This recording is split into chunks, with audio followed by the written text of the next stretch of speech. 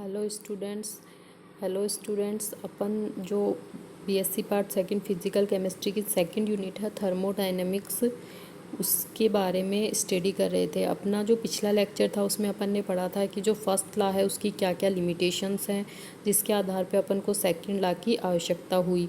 साथ ही अपन ने जो सेकंड लॉ था उसके कुछ स्टेटमेंट्स देखे थे, जिनका जो मूल स्टेटमेंट था वो ये था कि जितने भी स्वतः प्रक्रम है वो बिना किसी बाह्य कार्य के होते हैं और हमेशा साम्य अवस्था या उत्क्रमणीयता की ओर अग्रसर होते हैं, जबकि जो अस्वतः प्रक्रम होते हैं उनको अपन को प्रारंभ करने के लिए बाह्य कार्य करना पड़ता है। साथ ही इसकी एक और जो स्टेटमेंट था वो ये था कि जो ऊष्मा है उसका प्रवाह हमेशा जनरली ऊष्मा का प्रवाह उच्च ताप से निम्न ताप की ओर होता है, लेकिन यदि अपन को ऊष्मा का प्रवाह कम ताप से अधिक ताप की ओर करना है तो उसके लिए अपन को बाह्य कार्य करना पड़ेगा। यानी बिना किसी बाह्य कार्य नष्ट हुए ऊष्मा का प्रवाह कम ताप के ऊष्मा कुंड से अधिक ताप के ऊष्मा कुंड की ओर संभव नहीं है। ये अपने जो स्टेटमेंट्स थे डिफरेंट, वो सेकंड लॉ ऑफ थर्मोडायनेमिक्स के थे।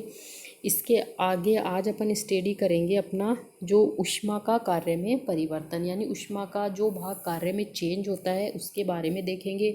इसको ऊष्मा को कार्य में परिवर्तित करने के लिए किस युक्ति का अपन यूज़ करते हैं, जिसमें अपन आगे कार्नो साइकिल देखेंगे। तो अपना है आज का टॉपिक ऊष्मा का कार्य में परिवर्तन। तो जनरली प्रत्येक प्रकार की ऊर्जा ऊष्मा में चेंज होती है।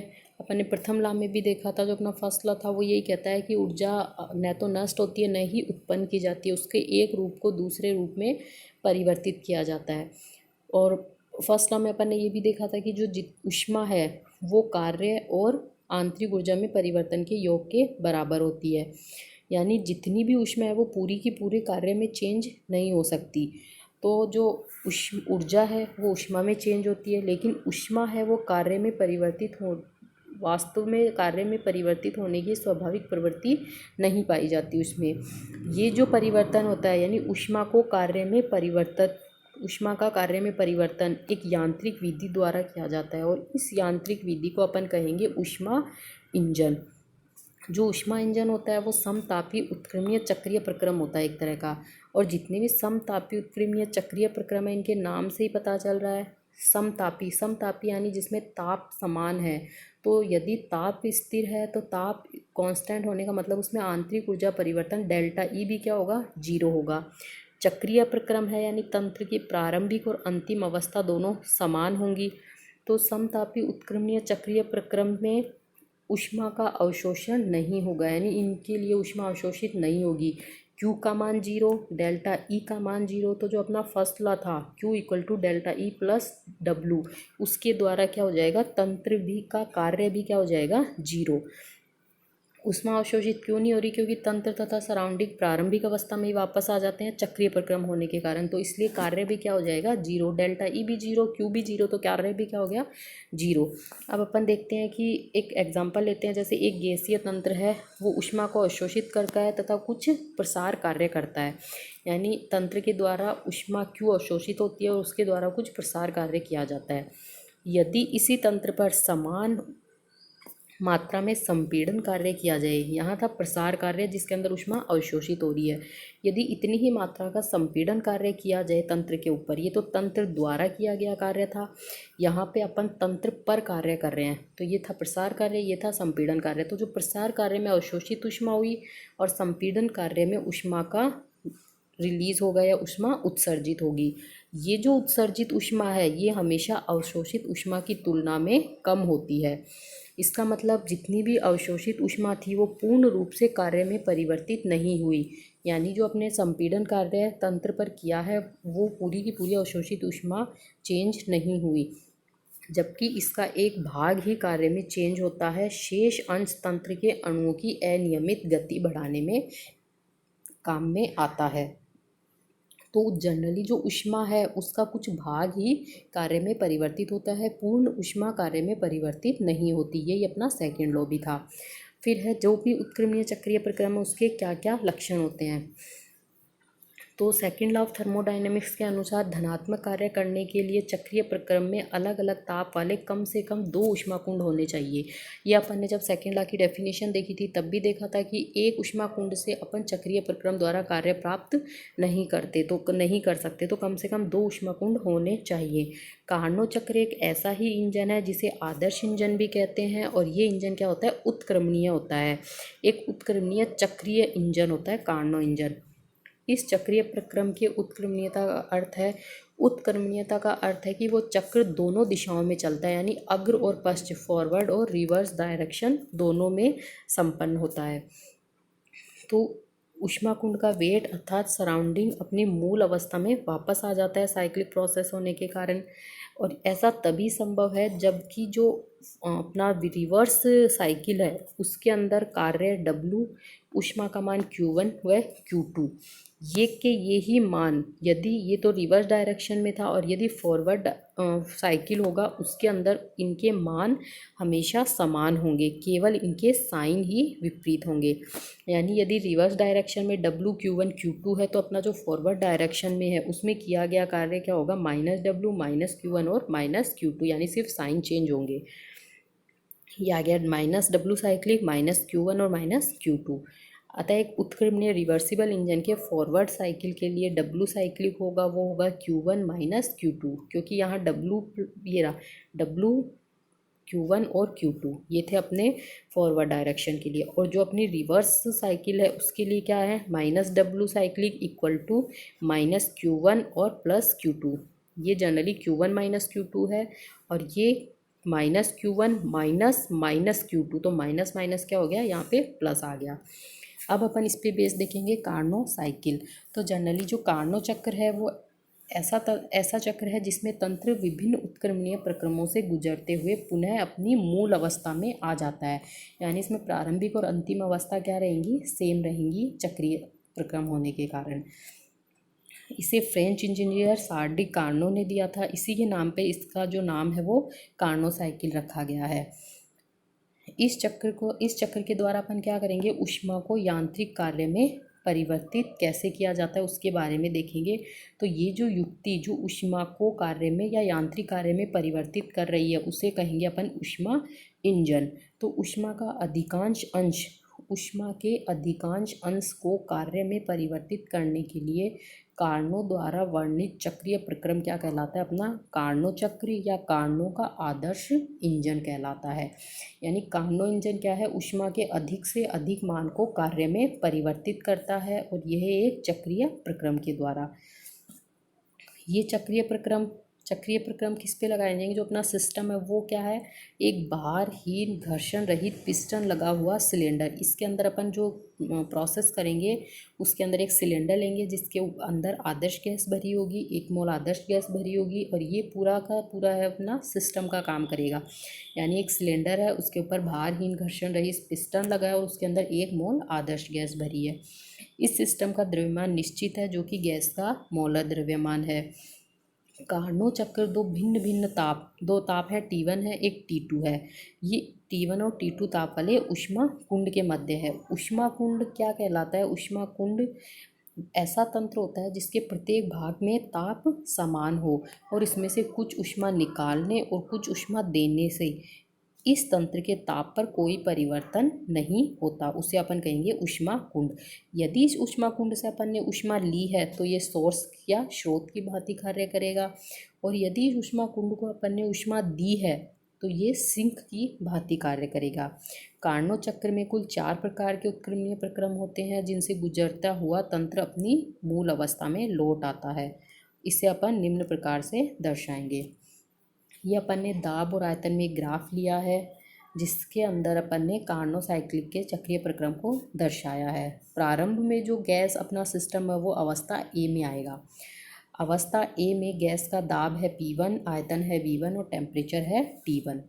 यहाँ से अपन पिस्टन के ऊपर दाब लगाएंगे तो और जो गैस है वो अपना अपोजिट, गैस का दाब P है और पिस्टन के ऊपर जो भार लग रहा है P एक्सटर्नल है वो।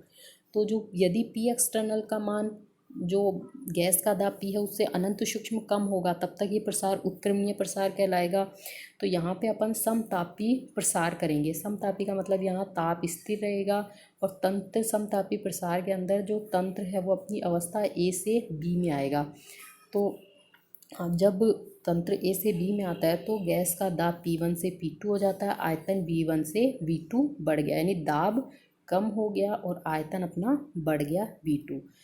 ताप समतापी है तो T1 से T2 ही रहेगा। दूसरा अपना जो प्रक्रम है वो है रुद्धोष्म प्रसार, यानी यहाँ रुद्धोष्म का मतलब है कि तंत्र सराउंडिंग से ऊष्मा का आदान प्रदान नहीं कर रहा। इसका मतलब यहाँ पे तो अपन ने इसको T1 ताप वाले ऊष्मा कुंड से जोड़ा जिससे तंत्र ऊष्मा ग्रहण करेगा Q1। यहाँ पे क्या करेंगे, जो तंत्र है उसको ऊष्मा कुंड से हटा देंगे और इसे एक अचालक जैकेट में रख देंगे, यानी जिसमें ये ऊष्मा का आदान प्रदान नहीं करेगा। तो यहाँ जो गैस का प्रसार होगा वो होगा रुद्धोष्म प्रसार, जहाँ ताप T1 से T2 चला जाएगा और दाब P2 से P3 और आयतन V2 से V3 हो जाएगा। इसके बाद गैस आ जाएगी अवस्था C में। यहाँ पे गैस को वापस से ऊष्मा कुंड से जोड़ेंगे, लेकिन यहाँ पे क्या समतापी संपीड़न होगा, यानी इस प्रोसेस में ऊष्मा ग्रहण की गई थी जबकि यहाँ ऊष्मा रिलीज करेगा या उत्सर्जित करेगा। तो यहाँ ऊष्मा कुंड स्रोत की भांति कार्य कर रहा था और यहाँ सिंक की भांति कार्य करेगा, जहाँ पे ताप इसका स्थिर रहेगा, T2 आयतन और वॉल्यूम प्रेशर के अंदर चेंज होगा। अवस्था D से लेके अवस्था A में जाएगा प्रक्रम, तो ये रुद्धोष्म संपीड़न कहलाएगा। वापस रुद्धोष्म परिस्थिति उत्पन्न करेंगे तो टेम्परेचर में भी चेंज होगा। अब इसे अपन पूरे प्रोसेस के रूप में देखेंगे। तो अपना फर्स्ट है समतापी प्रसार।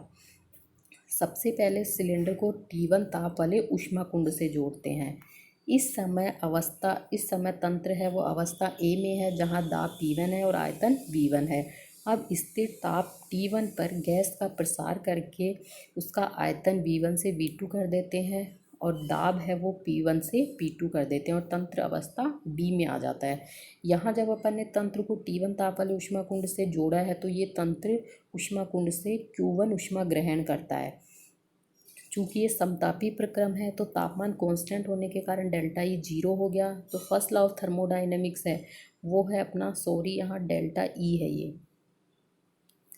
तो ये जो अपना है यहाँ पे है डेल्टा ई।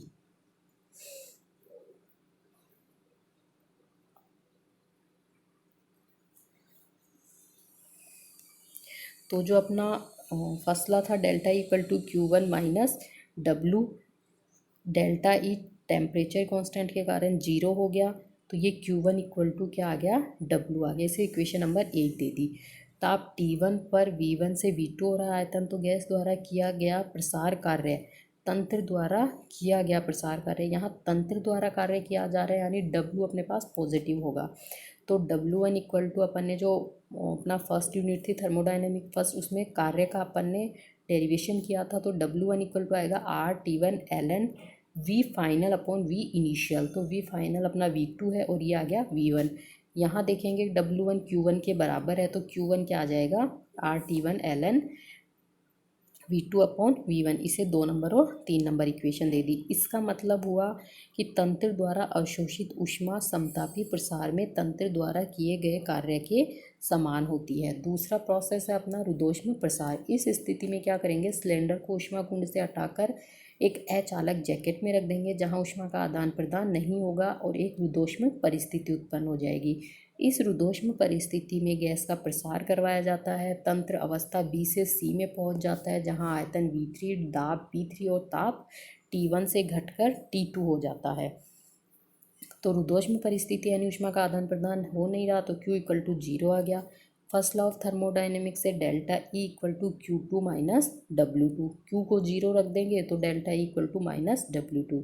अब जो अपनी ऊष्माधारिता की डेफिनेशन थी, delta E equal to CV dt, स्थिर आयतन पर ऊष्माधारिता CV इक्वल टू होती है del E upon del T, तो उसी से अपन ने लिख दिया delta E equal to CV dt। यहाँ जो dt है वो टेम्परेचर डिफरेंस है, तो टेम्परेचर है वो T1 से घटकर T2 हो रहा है, तो अपन हमेशा फाइनल माइनस इनिशियल लिखेंगे dt को, तो T2 माइनस T1। तो ये आ गया अपने पास W का मान minus CV T2 minus T1, minus को अंदर मल्टीप्लाई करेंगे तो T1 माइनस T2 हो जाएगा। ये होगी इक्वेशन नंबर 4। ये जो कार्य है वो रुद्धोष्म प्रसार में किया तंत्र द्वारा किया गया कार्य है। फिर तीसरा प्रोसेस है समतापी संपीड़न। इसमें क्या करेंगे, तंत्र को पुनः रुद्धोष्म परिस्थिति से हटाकर सिलेंडर को अपन कम ताप वाले T2 ऊष्मा कुंड से जोड़ देंगे। अब ये क्या करेगा, तंत्र ऊष्मा कुंड को Q2 ऊष्मा देगा, यानी तंत्र द्वारा ऊष्मा उत्सर्जित हो रही है। और स्थिर ताप T2 पर गैस का संपीड़न कराते हैं। गैस का आयतन घटकर V4 व दाब P4 हो जाता है और तंत्र है वो अवस्था D में पहुंच जाता है। समतापी प्रोसेस है, इसका मतलब ताप स्थिर है तो delta E equal to 0। First law से अपन देखते हैं delta E equal to Q3 minus W3। Delta E 0 है यानी Q3 इक्वल टू W3।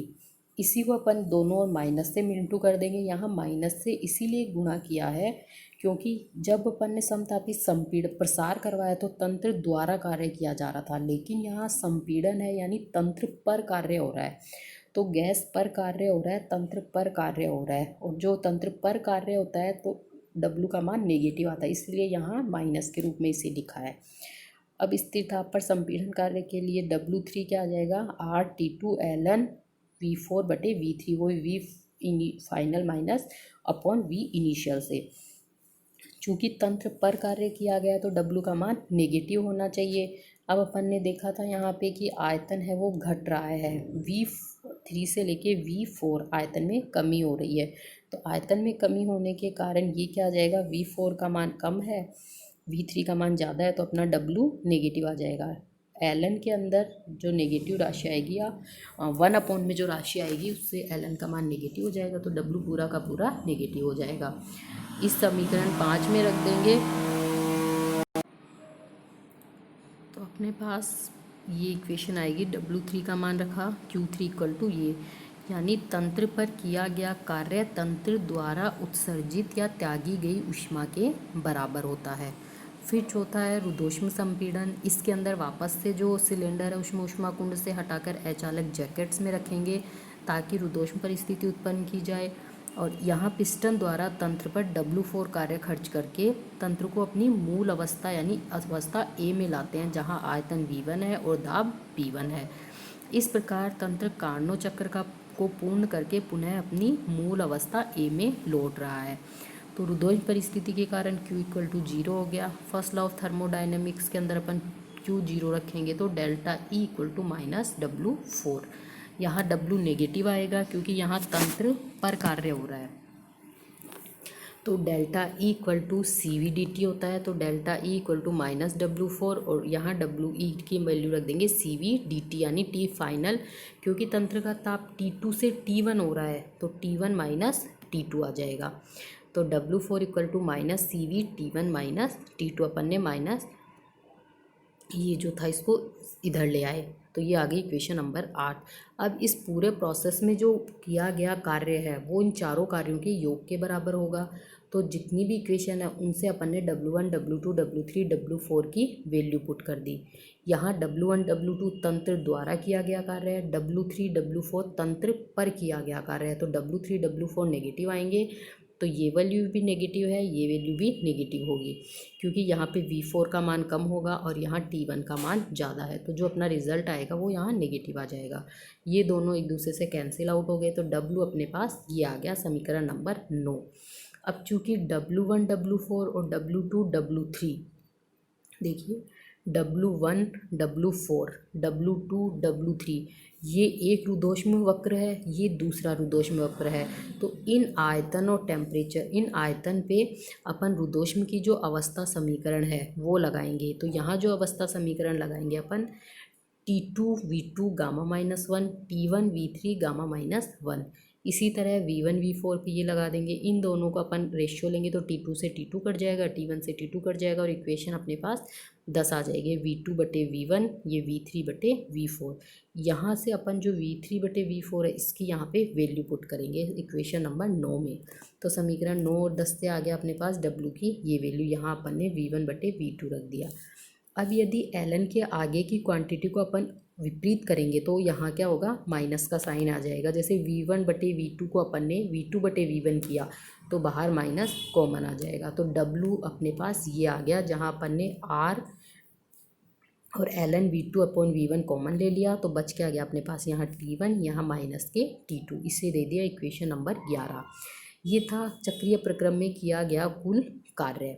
इसी तरह चक्रीय प्रक्रम में अवशोषित की गई कुल ऊष्मा भी क्या होगी, चारों प्रक्रमों की ऊष्मा के योग के बराबर होगी। क्योंकि जो दूसरा और चौथा प्रक्रम है रुद्धोष्म परिस्थिति में है, यानी उनके लिए Q2 Q4 का मान 0 है, तो ओनली Q1 + Q3 आएगा। इन दोनों की अपन ने यहाँ वैल्यू पुट कर दी। वही V4/V3 की जगह अपन ने समीकरण नंबर 10 से मान रख दिया V1/V2।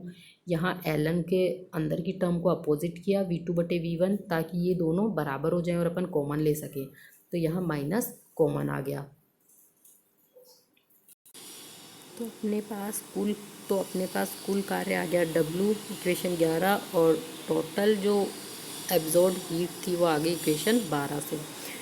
तो उच्च ताप T1 पर अवशोषित ऊष्मा यदि Q1 है, यानी जब अपन ने सिस्टम को उच्च ताप वाले ऊष्मा कुंड से जोड़ा तो तंत्र द्वारा अवशोषित ऊष्मा की मात्रा Q1 है, तथा इससे यदि W कार्य किया जाता है तो अपन समीकरण 11 और समीकरण 3 था W1 और Q का, उसका भाग दे देंगे तो अपने पास ये इक्वेशन आ जाएगी। ये जो W/Q1 है इसे अपन कहेंगे नीटा, कार्नो इंजन की दक्षता। तो कार्नो इंजन की दक्षता निकाल लेंगे, यहाँ से ये कट जाएगा पूरा, तो अपने पास बच गया T1 - T2/T1, समीकरण नंबर 13। कार्नो इंजन की दक्षता है वो दोनों ऊष्मा कुंडों के ताप के अंतर यानी T1 - T2 पर निर्भर करती है। ऊष्मा इंजन को अपन निम्न प्रकार से परिभाषित करते हैं। यहाँ जो अपने पास T1 - T2/T1 है, इससे अपन ये भी लिख सकते हैं 1 - T2/T1। तो इंजन की दक्षता क्या कहे, परिभाषा ये होगी कि किसी ऊष्मा इंजन में अवशोषित ऊष्मा का वह अंश जो पूर्णतः कार्य में परिवर्तित होता है, ऊष्मा इंजन की दक्षता कहलाती है। यानी तंत्र द्वारा जो भी ऊष्मा अवशोषित होगी उसमें से वो भाग जो कार्य में परिवर्तित हो रहा है उस इंजन की दक्षता कहलाएगी।